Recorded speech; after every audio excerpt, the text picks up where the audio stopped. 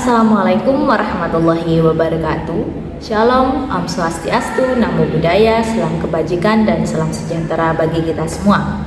Yang terhormat Kepala Program Studi K3, yang terhormat Bapak Susandi SPD MBD selaku dosen pengampu mata kuliah Bahasa Indonesia, dan tidak lupa teman-teman mahasiswa Program Studi K3 yang saya banggakan.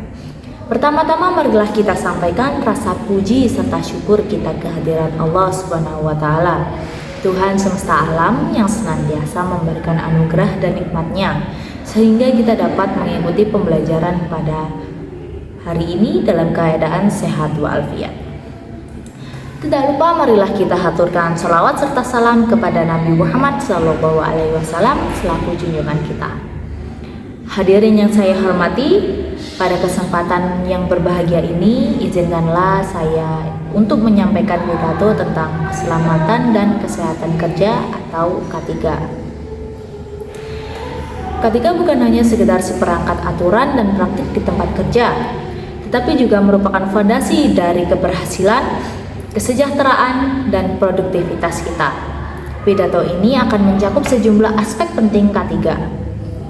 Yang pertama, pentingnya keselamatan dan kesehatan kerja. K3 adalah kunci untuk memastikan bahwa setiap orang yang pergi bekerja setiap hari dapat pulang dengan selamat. Hal ini tidak hanya melibatkan pekerjaan berbahaya seperti konstruksi atau manufaktur. K3 relevan di setiap sektor dan pekerjaan. Banyak kecelakaan dan penyakit yang terkait dengan pekerjaan dapat dicegah melalui langkah-langkah pencegahan yang tepat. Yang kedua, K3 sebagai hak dan tanggung jawab. Setiap pekerja memiliki hak dasar untuk bekerja dalam lingkungan yang aman dan sehat.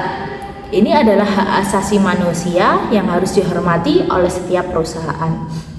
Namun, K3 juga adalah tanggung jawab pribadi setiap individu. Kita sebagai pekerja memiliki peran dalam menjaga keselamatan diri sendiri dan rekan kerja kita. Yang ketiga, identifikasi risiko dan pencegahan. Pemahaman risiko adalah langkah pertama untuk menjaga K3. Kita harus belajar mengidentifikasi potensi bahaya di tempat kerja. Hal ini melibatkan pemahaman tentang alat pelindung diri, prosedur kerja yang benar, dan tanda-tanda bahaya.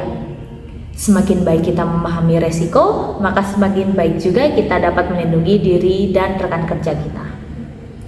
Yang keempat, pelaporan bahaya dan komunikasi.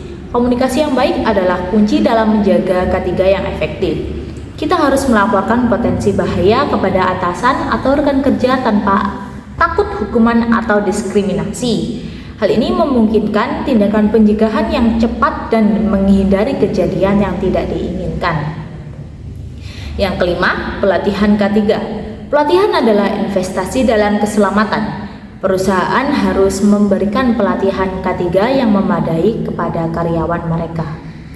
Karyawan yang terlatih dengan baik akan lebih mampu mengidentifikasi risiko, bertindak dengan bijak, dan melindungi diri serta rekan kerja yang lainnya. Yang keenam, kesehatan mental dan fisik. K3 juga mencakup aspek kesehatan mental dan fisik.